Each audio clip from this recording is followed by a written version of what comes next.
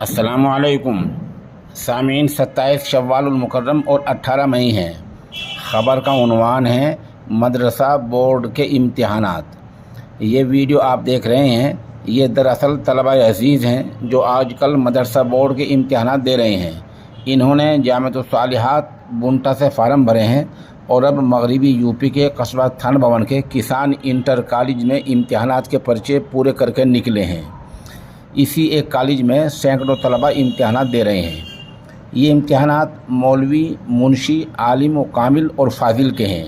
یہ امتحانات گزشتہ 17 مئی سے شروع ہیں جو 24 مئی کو پورے ہو جائیں گے۔